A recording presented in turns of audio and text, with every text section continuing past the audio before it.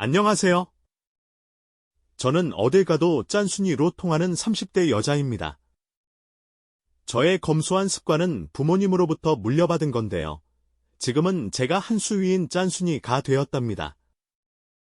저를 좋게 보시는 분도 많지만 그렇지 않게 보시는 분들도 여럿 있어요.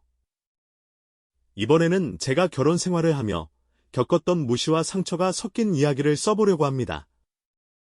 편안한 마음으로 들어주셨으면 좋겠어요. 부모님은 대를 이어 고물상을 운영하셨습니다. 고물이란 종이, 헌옷 등 쓸모없게 된 물건들을 재활용할 수 있는 곳에 팔아 수입을 마련하시는 일이었죠. 이 일이 지저분한 작업장에서 이루어지다 보니 부모님이 퇴근하고 돌아오시면 항상 냄새가 났어요. 그게 부끄럽지는 않았지만 도대체 어떤 일을 어떻게 하시는지 궁금해지더군요. 그래서 초등학교 시절부터 학교가 끝나면 고물상에 가서 부모님이 일하시는 걸 구경하거나 고물을 가지고 놀기도 했답니다. 하나둘씩 돈이 되는 물건이 뭔지 알게 되면서 길을 걸을 때면 바닥에만 시선이 고정되곤 했어요. 혹시 철이나 구리 같은 금속이 있는지 살펴보기도 하고 분리수거장에 있는 종이가 있는지 확인하기도 했죠. 그리고 제가 가장 좋아했던 놀이는 헌옷을 고쳐서 입는 거였어요. 헌옷을 킬로당 얼마씩 받고 매입해 세탁해서 다른 곳에 팔았는데 저는 쓸만한 옷이 많이 들어오는 걸 보고 리폼을 배우기 시작했습니다. 비싼 옷도 많이 들어왔는데 가위로 자르고 바느질하고 귀여운 패치를 달아서 입고 다녔죠. 아니, 초등학교 이후로는 단 한 번도 옷을 사본 적이 없던 것 같네요. 부모님은 제가 하는 걸 기특하게 보시고 새로 헌옷이 들어오면 늘 저에게 먼저 알려주셨어요. 고등학교를 졸업한 저는 공부의 뜻도 없고 잘하지도 못해 한 공장에 취업했어요. 고물을 녹이고 재탕하는 일이었는데 부모님이 하시는 일과 연관이 있고 재밌을 것 같아서 시작하게 됐습니다. 물론 일이 무척 힘들었습니다. 주말에 공장에 쉬면 부모님이 일하시는 고물상에 가서 손을 보태어 산더미처럼 쌓여있는 고물을 정리하곤 했어요. 일이 끝이 없어서 주말마다 고물로 쌓인 산을 치우느라 여념이 없었죠. 그렇게 보람차고 재밌게 제 인생을 잘 살고 있었는데 32살 무렵에 어이없는 고물상 손님이 멀쩡한 자전거를 가지고 찾아왔습니다. 이거 고물값 얼마나 받을 수 있나요? 라고 하길래 이걸 판다고요? 이봐요. 멀쩡한 자전거를 왜 버려요? 고쳤으면 되겠구만 이라고 말했죠. 그 남자는 자전거 가게에서도 고치기 어렵다고 했어요. 라고 대답했어요. 저는 그건 내가 고쳐도 금방 고치겠어요. 라고 하고는 여기저기 고물을 뒤적여 멀쩡한 부품을 찾아내서 뚝딱 고쳐줬습니다. 이걸 이렇게 빨리 고치시다니 대단하시네요. 아가씨. 얼마를 드려야 할까요? 라고 묻길래 부품값 2,000원이요. 라고 했죠. 남자는 멀끔한 양복을 입고 와서 저를 만나자고 했습니다. 처음엔 당황스러웠지만 그의 진심 어린 관심에 점점 마음이 열렸어요. 부모님의 조언에 따라 몇 번의 만남을 가지면서 그가 정말 좋은 사람이라는 것을 느꼈고 결국 연애를 시작하게 되었습니다. 알고 보니 그는 특허와 지적재산을 보호하는 일을 하는 변리사였고 1년에 5억 정도의 연봉을 받는다고 하더군요. 그렇게 우리는 2년간의 연애 끝에 결혼을 결심하게 되었습니다. 그런데 시댁에서는 절 보시자마자 실망의 눈빛이 강했습니다. 시어머니와 시동생 부부 3사람이 절 기다리고 있었는데 출한제 모습이 마음에 들지 않았나 봐요. 이럴 줄 알았으면 평생 사보지 않았던 옷을 한번 사입고 찾아갈 걸 그랬나 봅니다. 편한 자리가 시작되었는데 시어머니가 저에게 하는 일이 뭐냐고 물으셨고 솔직하게 재생 공장에 다닌다고 답했습니다. 공장 아가씨, 지금 공장이라고 했어? 그 연기 막 나고 냄새 나고 덥고 힘쓰는 그런 데서 일한다는 거야? 네, 어머님. 일은 힘들지만 보람차고 좋아요. 저는 자부심을 가지고 열심히 일하고 있습니다. 그리고 주말에는 부모님이 운영하시는 고물상에 가서 일을 해요. 뭐라고? 고물상 아가씨? 부모님이 고물상 주인이라는 거야? 어메, 이게 무슨 일이야? 우리 잘난 변리사 아들이 고물상 집을 데리고 온 거야? 시어머니가 그렇게 태임하라니 제가 대답하기가 좀 그렇더라고요. 그러자 그이가 대답했습니다. 엄마, 고물상이 어때서 그래요? 재생공장도 얼마나 의미 있는 일을 하는 줄 알면 가은이가 자랑스러울 겁니다. 뭐? 자랑? 나 참, 기가 막히네. 벌써 속이 터진다. 시어머니가 한숨을 쉬면서 저를 마음에 들지 않는 내색을 엄청 많이 하셨습니다. 이어서 시동생이 절 보며 질문을 하더군요. 저기요, 그럼 대학은 어디 나왔어요? 대학이요? 아니요. 전 고졸입니다. 졸업 이후로 지금까지 쉬지 않고 열심히 일하면서 살아왔어요. 와, 고졸. 오랜만에 고졸이랑 마주보고 대화를 하네. 저기, 우리 형은 변리사고 난 변호사. 그리고 내 옆에 있는 아내는 피부과 의사입니다. 근데 같은 공순이의 고물상 집딸이 한 식구가 되는 건 좀 안 어울리지 않나? 시동생의 부정적인 말에 동서가 덧붙였습니다. 자기야, 너무 그러지 마. 아주버님이 콩깍지가 씌어서 잠깐 착각하는 걸 수도 있는데. 뭐, 바로 그런 소리까지 해. 저기요, 아주버님이랑 연애만 하시고 조용히 정리하세요. 아무리 봐도 두 사람은 아닌 것 같네요. 재수씨, 지금 뭐라고 했어요? 어디서 제 아내 될 사람한테 그런 식으로 말합니까? 그리고 은영이 너도 똑같아. 형수 될 사람한테 예의 없게 말하는 거 엄청 거슬리거든. 엄마도 색안경 끼고 막말하지 마시고 좋게 봐줘요. 제가 가시방석에 앉은 기분이 들자 그이가 대변해줬고 무조건 결혼한다고 큰 소리 쳤습니다. 사실 저는 결혼을 해야 하나 말아야 하나 고민을 하고 있었는데 예비 남편이 그렇게 큰 반응을 보이니 믿고 따라갈 수 있겠다고 생각했습니다. 그래서 시어머니께 잘 부탁드리고 잘할 테니 꼭 좀 허락해 달라고 말씀드렸고 시동생 부부에게도 너무 나쁘게만 보지 말고 제 장점도 있으니 자주 만나보자고 이야기했어요. 하지만 시어머니는 대놓고 안 되겠다며 절 거부하겠다고 확실하게 말씀하셨어요. 아가씨, 사람이 참하고 됨됨이도 된 것 같은데 내가 아들 둘을 힘들게 키워서 이 자리까지 올려놨어. 아무래도 보상 심리가 있는 것 같아. 정말 미안하지만 난 배경이나 직업을 보고 며느리를 드려야겠어. 네, 어머님. 무슨 말씀인지 잘 알겠습니다. 그럼 이만 나가 보겠습니다. 가은 씨, 나 그만 가볼게. 가, 엄마 말은 귀만 듣지 마. 내가 다 알아서 해결할 거야. 오빠만 믿고 기다리고 있어. 하지만 며칠 동안 허락을 받지 못해 그가 많이 미안해했어요. 고향에 와서 조금 더 기다려 달라는 말을 하는데 그저 알았습니다. 은철, 어머니가 반대를 하시나. 아이고, 귀하게 키운 아들을 좋은 곳에 장가보내고 싶은 마음은 당연한 거지. 아버님, 죄송합니다. 면목 없습니다. 하지만 저는 무조건 가은이랑 결혼할 겁니다. 그러지 말고 내가 자네 어머니를 만나보면 어떻겠나. 딱 한 번 만나서 내가 설득해 보겠네? 아버님이 직접요? 아, 기분이 언짢을 수도 있을 텐데요. 아니네.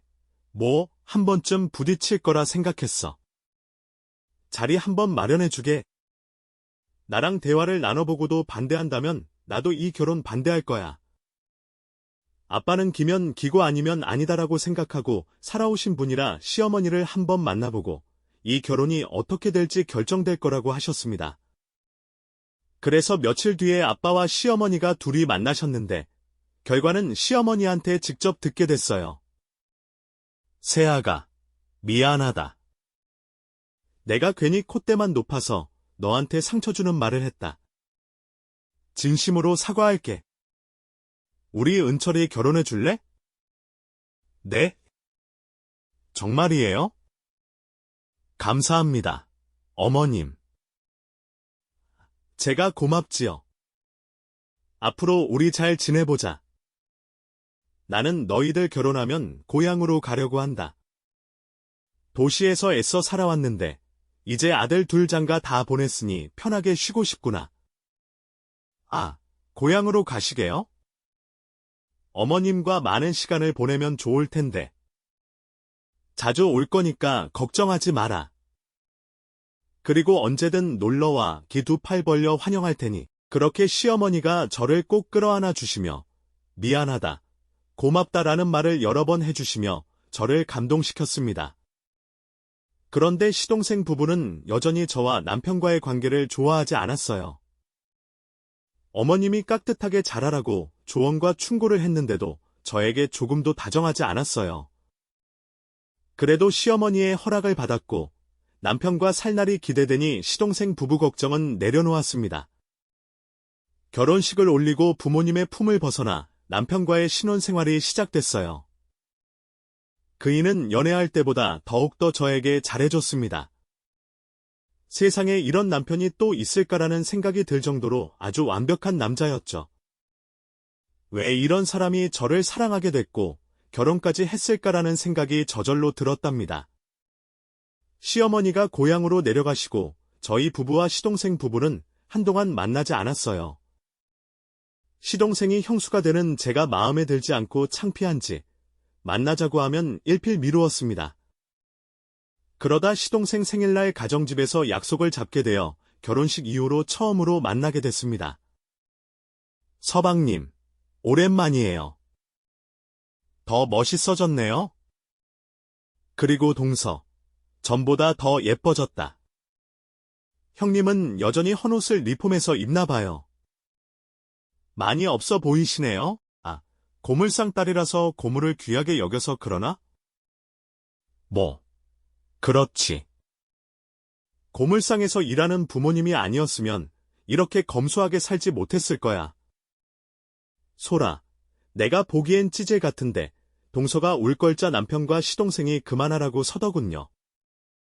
그래서 화를 꼭 참았습니다. 레스토랑에서 스테이크와 와인을 마시고 선물을 했습니다. 시동생이 제 선물을 보고 고개를 갸웃거리더군요. 형수님, 이게 뭐예요? 별거 아니에요. 순금 넥타이 핀이에요. 와, 묵직하네요. 이렇게 비싼 걸 주실 만큼 여유가 있으셨나? 그 정도는 할 수 있어요. 네, 그렇다면 감사히 잘 쓰겠습니다. 말에 무시가 좀 깔려 있었지만 고맙다는 말을 듣고 인해 기분이 좋아졌습니다.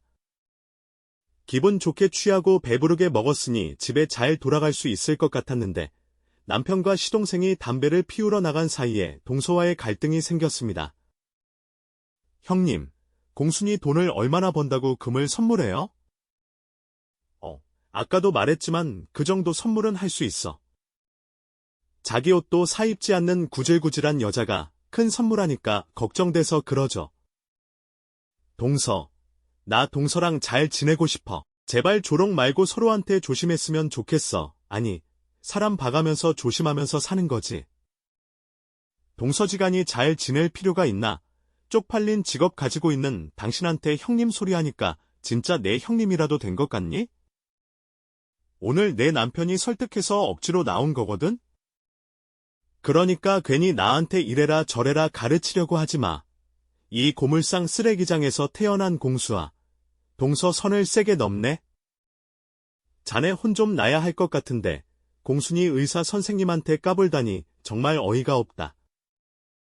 어디 거지 같은 게 세상 무서운 줄 모르고 까부네야. 너는 아주버님하고 뭐지? 하나 이혼하게 될 거야. 수준에 맞지도 않은 여자랑 사는 거 금세 질리게 되어 있거든. 내가 주변에서 너희처럼 어울리지 않은 짝들이 결혼했다가 이혼하는 걸 많이 봤어. 좋게 나가려고 해도 항상 이렇게 날이 서 있고 날 하찮게 여기네? 동서, 난 많이 싫지. 나도 동서가 좋진 않은데. 우리 시원하게 한판 붙을까? 뭐야, 무식하게 한다는 소리가 한판 붙자는 거냐? 참 한심하다. 맞아. 난 말로 통하지 않는 너랑은 한번 붙고 풀든 해야겠다. 물론 내가 풀어줄진 모르겠지만 말이야.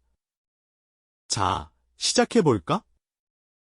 공순이네 소원이 그러하다면 붙어주지. 테이블에서 일어나 마주선 저희 두 사람은 뺨을 한 대씩 주고받았습니다. 저는 멀쩡했는데 동서는 바닥에 철퍼덕 넘어져서 쉽게 일어서지 못하더군요.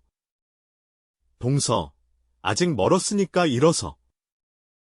안 그래도 내 무식한 머리 깨버리려고 했거든. 동서가 두 손으로 의자를 잡더니 제 몸을 향해 집어 던지더군요. 저는 두 손으로 받아내고 똑같이 집어 던졌습니다. 우당탕탕 의자와 동서가 바닥에 튕겨나가 바닥에 푹 쓰러졌습니다. 싸움은 그것으로 끝이었죠. 레스토랑 종업원과 남편, 시동생이 달려와 말리더군요. 이미 끝났어. 동서랑 한 대씩 주고받고 끝냈다고. 동서, 한판 붙었으니 시원하게 풀래 말래? 야이, 미련하고 무식한 공수아. 내가 왜 너랑 잘 지내겠다고 하는 게 나아. 너 앞으로 우리 부부 앞에 나타나지 마. 아주머니도 마찬가지고요. 여보, 나 좀 으켜줘다. 수치스러. 얼른 집에 가자고. 시동생 생일에 이런 일을 벌여서 미안했을 줄 알았어. 미안했습니다. 두 형제에게 사과를 했더니 두 사람 모두 한숨만 쉬고 말았습니다. 시동생은 동서를 데리고 조용히 떠났고 남편과 저도 말없이 차를 타고 집으로 돌아갔어요. 그이가 화가 나면 참지 말라고 했더니 전혀 화나지 않았다고 하더군요. 당신이 이겼으니까 잘했어. 졌으면 화가 났을 거야. 뭐야, 잘했다는 거야? 아, 그럼. 아주 잘했지. 재수 씨가 버릇없이 당신한테 반말에 욕설에 거시기 하는 걸 보니까 내 부하가 치밀더라. 사실 동생이랑 인사하러 왔을 때부터 재수 없었어. 당신이 내 속도 시원하게 해준 거니까 아주 잘했어. 아, 근데 당신 다치지 않았어? 아, 당신도 뺨 한 대 맞았다며? 그렇지. 근데 동서 정도는 내가 눈 감고도 이겨. 그리고 내가 며칠 있었어도 하나도 안 아프네. 역시 내 마누라다. 그래, 그렇게 항상 이기면서 살자. 누구한테도 만만하게 보이지 말자고. 그이가 잘했다고 말해주니 긴장된 마음이 풀렸어요. 그래서 사과하지 말자고 했어요. 그러다 보니 1년이라는 세월이 흘렀죠. 그러던 어느 시원한 가을 날이었어요. 고향에서 지내던 시어머니가 올라오셨어요. 반가운 마음으로 저희 집으로 모셨는데 예상대로 시동생 부부도 부르자고 하더군요. 그래서 남편이 시동생에게 연락해 저희 집으로 초대했습니다. 시어머니가 올라오셨다고 하니 군말 없이 찾아왔답니다. 오랜만에 만난 시동생과 동서는 애써 밝게 웃으며 인사하더군요. 시어머니와 반갑게 안부 인사를 주고받더니 저희 부부와도 악수를 하고 소파에 앉았습니다. 시어머니는 저희 형제들이 다투지 않고 잘 지내달라는 부탁을 간절하게 하셨어요. 얘들아, 너희가 남도 아니고 형제고 동서지간인데 왜 다투고 그러니? 애미의 하나 남은 소원은 너희들이 잘 지내는 거야. 손자를 바라는 것도 아니고 부와 명예도 아니야. 자식들이 사이좋게 잘 지내는 것이 마지막 소원이라고. 그러니 제발 다투지 말고 지내거라. 둘 다 느아, 너 잘난 거 안다. 피부과 의사인 것도 알고 배운 것도 많은 거 안다. 내 형님이 너보다 못 배운 걸 못마땅하게 생각하는 거지? 예, 우리 큰 며느리 집안도 꽤 넉넉한 집안이다. 부모님도 훌륭한 분들이고 며느리들이 자매처럼 지내라고 나는 그저 서로에게 선을 지키고 친하게 지냈으면 좋겠다. 은철이, 은희도 마찬가지고. 내 소원 들어줄 수 있겠니? 시어머니는 고향에서 해탈이라도 하신 건지 처음 봤을 때와 완전히 다른 분이 되어 계셨어요. 저는 시어머니 말씀에 먼저 대답했습니다. 어머님, 제 잘못이 커요. 그래도 제가 윗사람인데 속 좁게 구는 게 아니었어요. 동서, 미안해. 내가 사과할게. 그러자 동서도 사과를 하더군요. 네, 형님. 저도 죄송해요. 좀 어색하긴 했지만 사과는 했으니 앞으로는 시어머니의 소원대로 자주 왕래하며 지내기로 마음먹었습니다. 시어머니는 며칠 서울에서 머물다 고향으로 내려가셨어요. 남편과 시동생은 의무적으로 매주 연락을 하고 지냈는데 시동생이 로펌에서 나와 개인 변호사 사무실을 차리게 됐다는 소식을 전했습니다. 더 좋은 곳에 사무실 계약을 했다고 해서 축하해주러 가기로 했어요. 남편과 함께 화분을 하나 사서 시동생 사무실을 찾아갔는데 많은 손님들이 와서 고사를 지내고 있더군요. 저희도 돼지머리 앞에 절을 올리고 축하의 말을 전했습니다. 서방님, 축하드려요. 앞으로 대박 나시길 바랄게요. 감사합니다, 형수님. 마침 잘 오셨네요. 형수님, 그 손님들한테 서빙 좀 해주시면 안 될까요? 그럼요. 해야죠. 도와드리겠습니다. 서방님은 아직 동서가 병원에서 일을 덜 끝났는지 손님 대접할 사람이 없어 제가 고기와 술을 빠릿빠릿하게 움직이며 주변을 치우면서 손님들이 편안하게 즐기게 해드렸죠. 이윽고 동서가 변호사 사무실에 들어왔는데 신부 화장의 명품을 휘두르고 왔더군요. 우리 남편 사무실 개업일이네? 여보, 인테리어 잘 됐다. 간판도 예쁘고. 손님들, 우리 남편 좀 많이 도와주세요. 홍보 좀 많이 해주세요. 동서의 등장에 손님들이 박수갈채를 보내며 환영 인사를 하더군요. 저도 동서에게 손을 흔들며 인사했는데 보기 좋게 씹었습니다. 시어머니 앞에서 화해했는데 아직 덜 풀린 모양이더라고요. 시어머니 말씀이 가슴에 남아있으니 저는 동서가 풀릴 때까지 노력해서 동서의 마음을 얻어볼 생각이었습니다. 이제 막 도착했으니 동서에게 일을 같이 하자고 말하기 뭐해서 저 혼자 서빙하며 정리하면서 바쁘게 움직였습니다. 1시간이 지나자 손님들은 더 많이 오셨고 할 일이 더 많아졌어요. 배운 사람들이라 적당히 축하해주고 돌아갈 줄 알았는데 술판을 벌리고 끝을 낼 생각을 안 하더라고요. 저 혼자 일하는 동안 동서는 엉덩이를 붙이고 앉아 한 번도 떼지 않더군요. 이보다 못한 저는 동서에게 다가가 같이 좀 움직이자고 귓속말로 전했습니다. 동서, 좀 일어나지. 나랑 같이 좀 정리하면서 서빙하자고. 형님, 저 의사예요. 이런 허드렛일을 하는 사람이 아니라고요.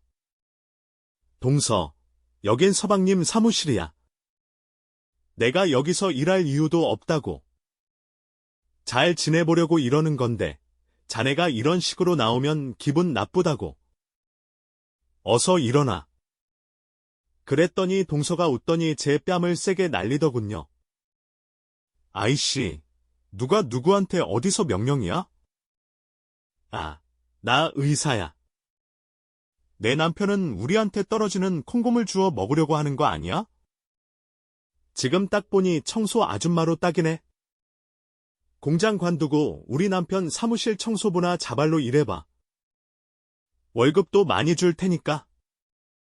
동서, 또 선을 세게 넘네? 내 뺨까지 날렸으니 그냥 넘어갈 수 없겠지. 왜? 자존심 상해? 아냐, 그냥 조용히 꺼져라. 뭘 노려보고 있어? 당장 꺼져. 잘 지내보는 건 틀렸네. 여보, 그만 일어나. 안 되겠어. 나 기분 더러워서 더는 못하겠어. 남편은 제가 뺨 맞은 걸 보고 이미 눈이 돌아버렸습니다. 두 주먹을 불끈 쥐고 이를 바득바득 갈고 있었어요. 또 시동생은 짜증나는 목소리로 손님들 앞에서 예의 없이 뭐하는 짓이냐고 하더군요. 그는 시동생의 멱살을 잡아치기 쳤습니다. 너나 재수씨나 왜 그러냐? 도대체 왜 그렇게 싸가지가 없는 거야? 내 아내가 저렇게 도와주는데 고맙다는 말은 못할 망정, 감히 쌍욕하고 꺼지라는 소리를 해? 진짜 너나 재수씨나 구제불능이네. 사자고 사람을 죄다 너들 밑으로 보는 모양인데 너희 부부 그러다 큰 코 다쳐. 아니 형, 그런 취급받기 싫으면 오질 말든가. 그리고 막말로 형수가 여기 손님들하고 말썩을 위치가 돼. 뭐야 이 자식아, 이놈 말이 통하질 않네. 남편은 시동생의 얼굴에 주먹을 2대 날려버렸습니다. 그걸 본 동서는 제 머리채를 잡더군요. 한번 해보자는 신호였고, 그래서 이를 악물고 이성의 끈을 놓아버리고 아주 화끈하게 붙어줬습니다. 한 식구의 폭동에 수많은 손님이 뜯어말렸지만 저는 그만둘 생각이 조금도 없어서 한 대라도 더 날리려고 손을 계속 뻗었습니다. 그런데 어디서 누군가 신고를 했는지 경찰관 2명이 변호사 사무실로 들어왔습니다. 경찰입니다. 다들 물러서세요. 오늘 개업한 모양인데 술 먹고 싸움질이나 하면 되겠습니까? 사람들은 홍해 갈라지듯 경찰이 싸우고 있는 저희들에게 걸어오게 길을 내어주더군요. 경찰관 중 한 명이 절 알아보고 말을 걸었습니다. 아, 가은 씨 맞죠? 여기 무슨 일로 오셨어요? 그리고 왜 싸우고 계세요? 박경희님, 오랜만이에요. 시댁 식구가 여기 사무실을 오픈했어요. 아이, 그러시구나. 근데 왜 싸움을? 아버님 건물에 세를 내어주는 과정에서 뭐가 제대로 안 된 거예요? 아니요. 그런 건 아니고요. 시동생 부부랑 소통장애가 있었어요. 경찰관이 절 알아봤고 건물주가 저희 부모님이라는 말을 하자 시동생 부부가 놀라더군요. 방금 뭐라고 그랬어요? 경찰관님이 건물주 딸이 이 여자라고요? 네. 이 건물 말고도 옆 건물, 건너편 20층 건물도 모두 가시 부모님 명의죠. 사실 저희 부모님은 대를 이어서 고물상을 운영하셨는데 조부모님의 유산과 그동안 고물상에서 번 돈으로 건물을 3채나 매입하셨죠. 고물상 하면 돈 못 벌고 지저분하기만 할 거라 생각하는 분들이 계신데 전혀 그렇지 않답니다. 아무튼 저희 부모님이 건물주라는 걸 아는 사람은 남편과 시어머니뿐이었어요. 시어머니가 결혼을 반대하다가 아빠를 만나고 바로 허락해주신 이유가 부자라는 이유가 가장 컸던 거죠. 이 모든 사실을 알게 된 동서와 시동생은 바로 저에게 사과하더군요. 형님, 진작 말씀하시지. 세상에, 고물상 하시면서 돈을 많이 버셨나 보다. 우와, 건물이 3채나 돼요? 어마어마하시네요? 동서, 건물주 딸이라고 하니까 바로 수그러드는 거야? 진짜 어이가 없네? 아, 형님, 너무 그러지 마세요. 속물처럼 보일지 몰라도 지금 하는 사과는 진심이에요. 형님, 무례하게 굴어서 죄송합니다. 아주머님, 저희가 큰 실수를 했네요. 이 사과를 받아줘야 하나 말아야 하나 생각하던 중 사무실로 저희 부모님이 들어오셨어요. 경찰관이 제가 있는 걸 보고 바로 연락해서 위로 오시게 됐다네요. 나 여기서 뭐하니? 아빠, 엄마. 정희님이 연락하셨다고 하셨어요. 가은아, 싸움 났다는 게 무슨 소리냐? 아, 아니에요. 싸우긴. 시동생이 사무실을 차렸어요. 나도 한다고 계약할 때 대리인이 대신해서 시동생은 내가 건물주인 걸 모를 거예요. 임대료를 절반 값으로 깎아줬지요. 아빠가 왜 싸우게 되었는지 묻자 남편이 사실대로 말씀드렸습니다. 그러자 아빠는 시동생 부부에게 바로 큰 소리를 치셨어요. 아직 잠금 안 넣었죠? 그거 넣지 말고 나가세요. 계약 파기할 테니까 고소를 하든 말든 알아서 하시고. 사돈, 저희가 인테리어 공사까지 다 마치고 세팅 다 했는데요. 사과드리겠습니다. 그러니 우리 계약은 그대로 유지하시고, 형수님 죄송합니다. 진짜 잘못했습니다. 그렇게 못하겠는데요. 내 딸 얼굴에 상처를 낸 걸 보니 참아주기 힘드네요. 변호사 사돈, 그리고 아줌마 두 사람에 대해 내가 좀 알아요. 내 고물상에 지나가시면서 욕지거리를 한 적 있죠? 거지 같은 것들이 궁하게 산다고 무시하시고 지나가던 그때 사돈인 걸 알아서 겨우 참았죠. 사돈, 저희가 그랬었나요? 정말 입방정을 떨었네요. 진심으로 죄송합니다. 아니, 이럴 게 아니라 형수님 앞에 무릎 꿇고 사과드리겠습니다. 여보, 어서 꿀차. 이 사무실 진짜 터가 좋은 곳이란 말이야. 임대료도 싸게 주셔서 완전 오아시스 같은 곳이라고. 시동생이 무릎을 꿇고 두 손을 싹싹 빌자 동서도 인상을 쓰며 억지로 무릎을 꿇어요. 형님, 제가 주제넘게 굴어서 죄송합니다. 한 번만 봐주세요. 아휴, 동서 참 대단하네. 서방님을 위해서 무릎까지 꿇고 말이야. 이럴 줄 알았으면 진짜 건물주의 딸이라는 걸 밝힐 걸 그랬나봐. 기분 상하셨다면 혼내주세요. 실컷 혼내시고 제 남편이 여기서 일할 수 있게 해주세요. 기분이 당연히 상했지. 상하다 못해 썩어서 발효까지 됐지. 나 같아선 갑질하고 쫓아내고 싶은데 너와는 달라. 그래, 여기서 일해. 근데 임대료 깎아주고 그런 건 없어. 확실하게 돈 내고 일해. 그러자 시동생은 아쉬운 한숨을 쉬었지만 쫓겨나지 않게 된 것만으로도 다행이라고 했어요. 이후 시동생과 동서는 아첨꾼이 되어 입바른 소리를 잘도 하더군요. 저희 집에 선물까지 사들고 와서 잘 부탁한다고 쇼를 했답니다. 갑이 되어보니 사근사근한 동서의 목소리를 듣게 되어 참 재밌었어요. 그런데 동서는 부탁할 게 하나 있다고 말을 꺼내더군요.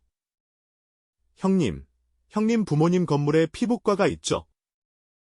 거기 계약 만료가 얼마 안 남은 걸로 아는데 거기 피부과 원장님은 우리 건물에서 10년 넘게 열심히 일하신 분이라 연장 계약할 거야. 형님 건물에 변화를 주셔야 발전이 되죠. 제가 들어가면 안 될까요? 아무리 생각해도 거기만 한 좋은 터가 없거든요. 그건 내가 할 수 있는 게 아니야. 부모님과 각별한 친분이 있으신 데다 환자분들에게 신뢰받는 곳이라 마음대로 뺄 수 없어.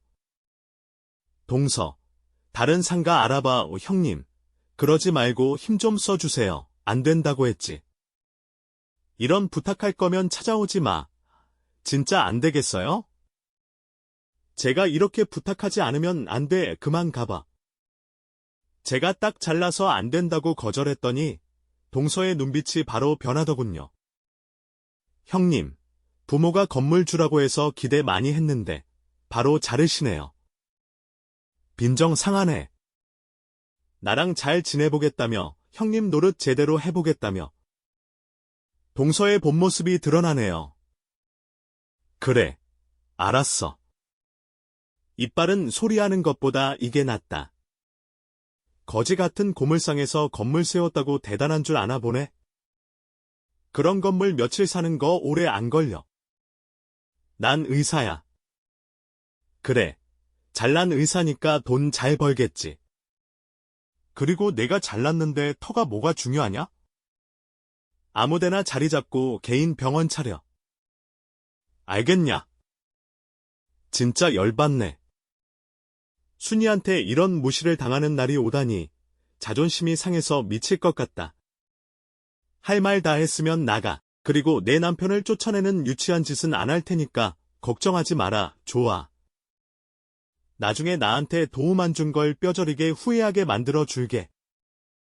곰을 파는 거지 새끼들이 돈만 많으면 다 줄 아나. 의사 변호사 타이틀이 훨씬 빛나는 줄 모르는 멍청한 여자야. 나중에 반드시 후회하게 해줄게. 후회를 하든 회상을 하든 알아서 하고 쓰잘데기 없는 부탁 집어치우고 나가. 동서, 너랑 대화하면 이성 잃기 십상이야. 빨리 우리 집에서 나가. 동서는 자존심을 잃기 싫어 나중에 잘 되는 걸 보여주겠다고 큰소리 치고 나갔습니다. 그렇게 동서와의 갈등의 골이 깊어져서 더는 시어머니의 소원을 들어드릴 수 없을 것 같았어요. 그렇게 떠나버린 동서는 다른 동네의 작은 상가에 피부과를 차렸어요. 들어보니 풀 대출로 마련해서 개미처럼 일해서 갚아야 한다네요. 그리고 시동생의 변호사 사무실은 처음에는 의뢰인이 종종 찾아와서 재판도 나가고 돈을 버는가 싶었는데 승소하지 못해서 이미지가 하락해 일감이 들어오지 않았다네요. 그리고 알고 보니 로펌에서 스스로 나온 게 아니라 실적이 안 좋아서 잘린 거라고 하더군요. 그렇게 잘난 척하더니 그 바닥에서는 그저 그런 인물이었던 거죠. 물론 제가 판단하고 욕할 부분은 아니지만 인성이 드러나는 것 같았습니다. 시동생을 건물에서 쫓아내지 않으니 계약 기간 동안 사무실을 지켰는데 월세를 내지 못하는 상황까지 왔답니다. 변호사 사무실이 있는 것은 저로서는 신기하기만 했습니다. 동서의 병원 역시 파리만 날려서 적자를 면치 못했다네요. 그런데 제 예상과 다르게 시동생 부부는 곧 크게 매출을 내더군요. 시동생은 큰 사건을 해결해서 그런지 밀린 월세는 물론이고 외제차 한 대 뽑더라고요. 동서는 그렇게 좋아하던 신상 명품을 여러 개 구비해서 다 가방을 바꿔 들었답니다. 미혼 두 사람이긴 한데 일이 잘 풀린다고 하니 다행이라는 생각이 들긴 했습니다. 남편도 시동생 부부가 잘 풀린 걸 듣고 내심 좋아하는 것 같았네요. 그런데 몇 달 뒤에 시동생 부부가 저희 부부를 찾아왔어요. 두 사람은 식은땀을 흘리며 애원하듯 부탁할 게 있다고 하더군요. 형님, 집안에 돈이 많다고 했죠? 오자마자 돈 얘기부터 하네. 잘 나가는 의사 선생님이랑 변호사님이 뭐가 아쉬워서 돈 얘기하지? 제 말이 끝나자 시동생이 머리를 극적이며 말문을 열었습니다. 형수님, 저희 좀 도와주세요. 특히 저는 합의금을 못 주면 진짜 큰일 나요. 합의금이라뇨? 서방님, 무슨 사고라도 쳤어요? 그게 실은 그 범죄자들 변호하다 보니 그놈들한테 좀 받았어요. 아니, 정확하게는 뜯어냈고요. 형수님도 아시다시피 제 사무실에 팔이 꼬이는 거 아시잖아요? 유지비로가 사기꾼 의뢰인한테 돈을 좀 뜯어냈는데 이것들이 단체로 고발하겠다고 난리잖아요. 뭐라고요? 그러니까 의뢰인 약점을 알고 있으니까 협박해서 돈을 뜯었다고요? 네. 맞습니다. 형수님. 저 상황이 많이 급합니다. 좀 도와주세요. 형한테 들러서 돈 빌려달라고 했다가 한 대 맞고 쫓겨났어요. 형수님, 저희 좀 도와주세요.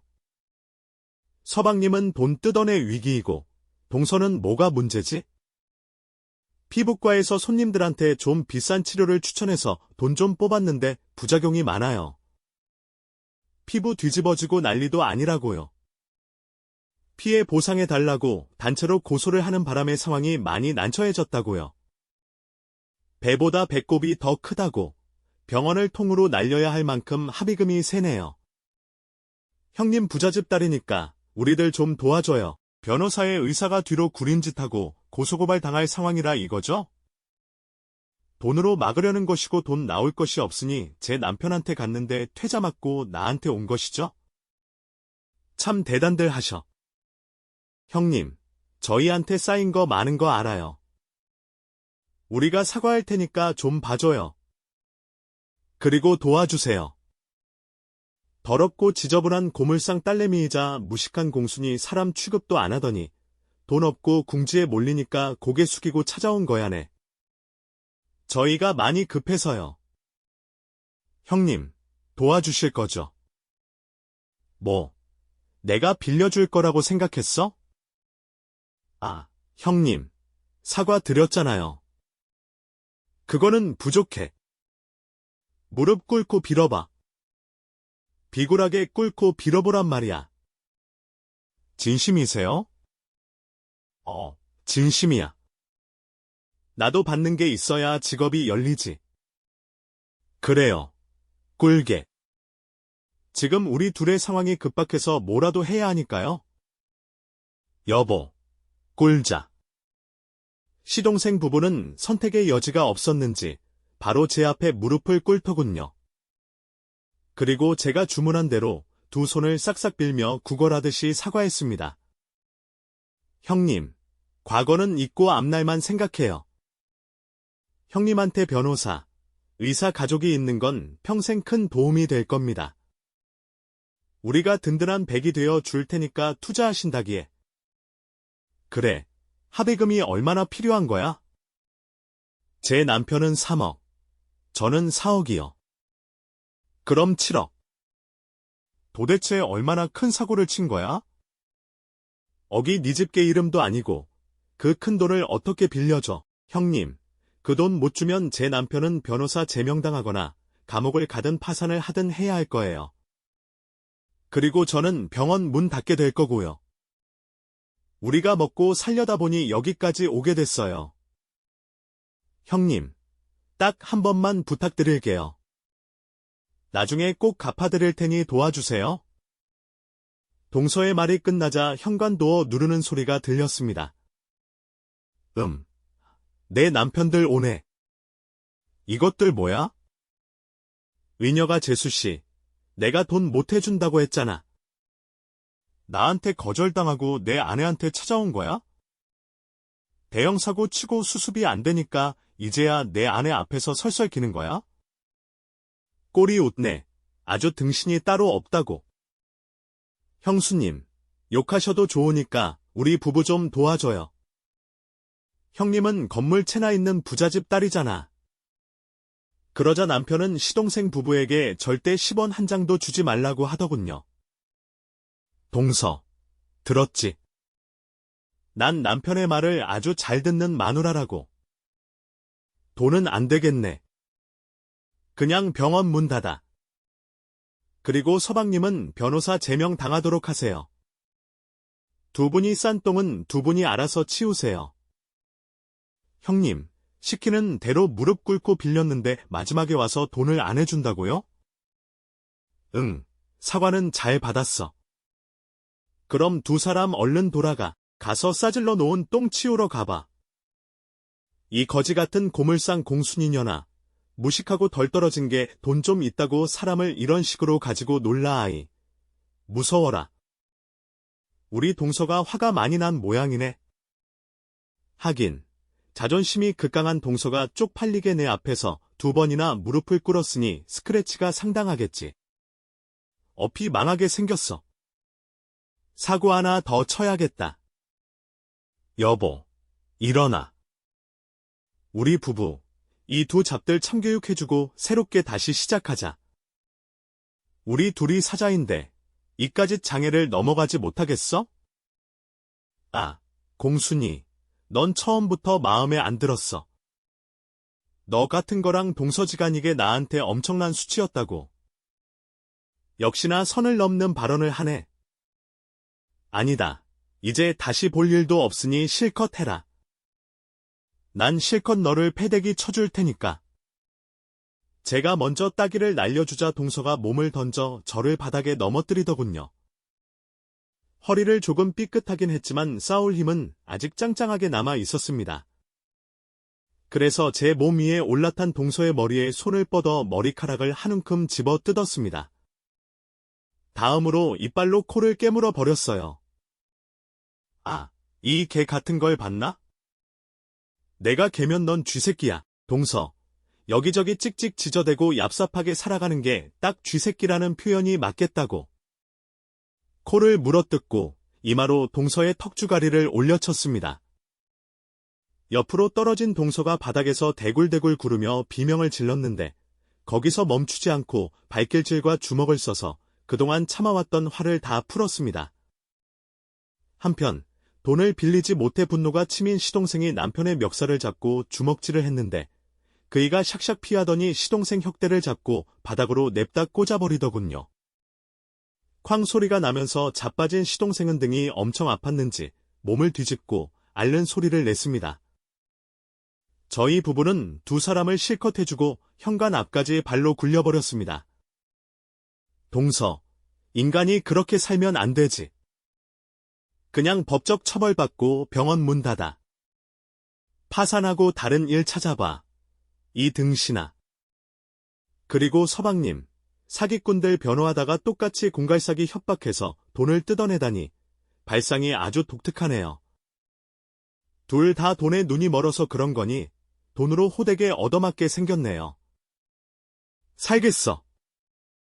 배로 돌려줄 테니까 각오하고 있어. 하나도 안 무섭다. 이 돌팔이 의사야. 비싼 치료받기 해? 한몫 제대로 당기려 했더니 이게 무슨 꼴이냐? 아휴. 아무튼 둘 다 벌받고 인간 되어봐. 두 놈은 상소리 나는 욕을 퍼붓더니 가운데 손가락을 들더군요. 이에 제 남편이 두 사람의 중지 손가락을 잡고 뒤로 꺾어버렸습니다. 또다시 비명이 울려 퍼졌는데 둘 다 얼굴도 목소리도 더 듣고 싶지 않아 걷어차며 현관 밖으로 쫓아냈습니다. 이후 시동생은 돈이 없어 전혀 합의가 되지 않아 법정에 서게 됐고 징역을 선고받았습니다. 그리고 변호사 제명을 당하며 인생이 끝장나 버렸죠. 동서는 환자들에게 단체로 고소를 당해서 수억 원을 지급하라는 판결이 나와 병원 문 닫고 자기 친정집 담보로 대출을 받아 빚을 갚았어요. 두 사람은 이혼하고 각자의 인생을 살고 있는데 이제 출소한 시동생은 택배기사로 일하게 됐습니다. 동서는 과거 전력 때문에 병원에 취직하는 게 어려웠어요. 그래서 지방 어디론가 떠났다고 하는데 지금은 뭘 하고 사는지 모르겠네요. 이 사람을 것만 보고 판단하고 무시하고 상처를 준 사람들은 이렇게 큰 벌을 받게 되는 것이 세상의 이치라고 생각합니다. 만약 사람 귀한 줄 모르고 막대하는 사람이 있으면 언젠가 처절하게 큰 화를 당할 것입니다. 그리고 그런 부류의 인간들은 애써서 관계를 유지하려고 하지 말고 그냥 손절해 버리세요. 그게 정신건강의 최고입니다. 제 사연은 여기서 그만 줄여야겠네요. 끝까지 들어주신 분들께 감사드립니다. 안녕히 계세요.